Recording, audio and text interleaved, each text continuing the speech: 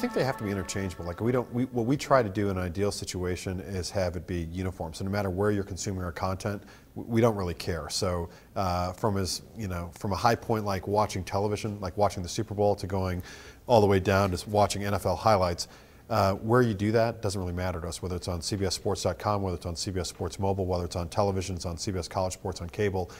We're fairly indifferent.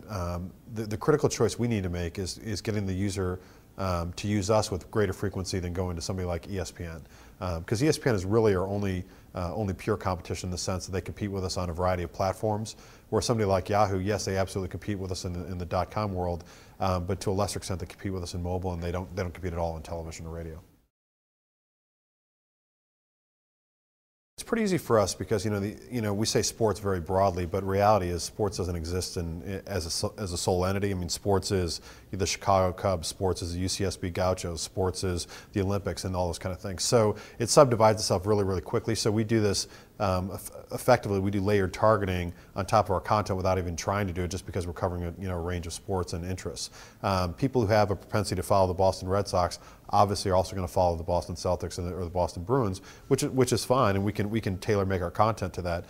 The one thing I don't think we want to do is follow the path of ESPN, who's now created specific regional websites like ESPN.Chicago. So they're trying to target the Chicago sports fan and say, hey, stop reading the Chicago Tribune for your sports every morning. Come follow all the action regarding Chicago sports on ESPN.com or ESPN.Chicago.com.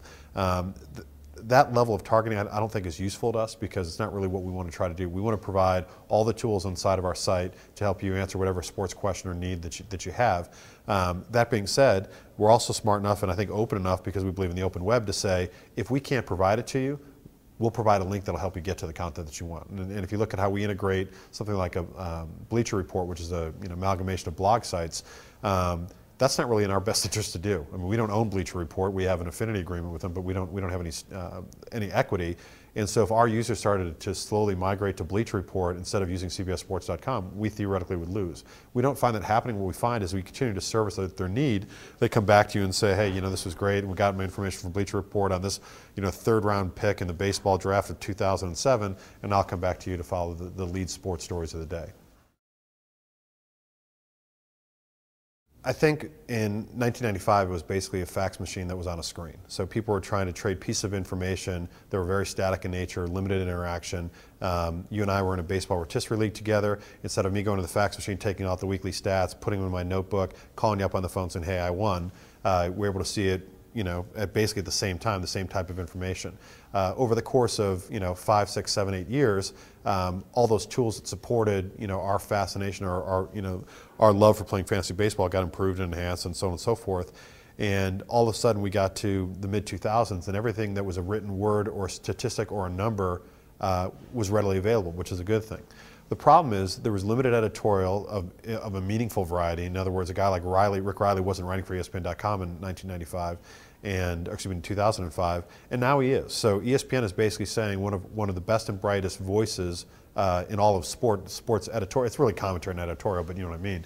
Is now going to be available for us every day, and on top of that, they're actually layering video. So, you went from being things that were very static in terms of the type of inputs to being, statistically relevant, accurate, editorial, but mostly the written word, some selection of photographs. And I think where it's all headed is much more motion and emotion. It'll be a lot more sight and sound, because as much as I'd love to say people are going to sit there and read page after page after page, it's not a realistic expectation. I mean, there's 155,000 volumes of books in most libraries, and very few of them are ever read. It's not because people don't want to, it's they have other choices, like watching Emmy Award-winning movies or Oscar-nominated movies. So for us, I think it's now making the migration between having things that are meaningful, like statistics, having things that are important to us, which is like the dialogue you and I would have about any sports team, which is the editorial. But injected into the equation has to be that motion and and the emotion of being able to say, hey, I want to see certain things at a certain point in time, because the play that wins the game ultimately is the story of sports. That's what people care about. It's the winner or the loser, and how you capture that is really important. I think as we look out 15 years, 20 years from now, it'll even be more futuristic. Like, people are going to be saying, well, how do you think the game's going to end? It's not even what happened to the game. It's going to be, hey, based on these, these 15 different inputs, this is the likely outcome.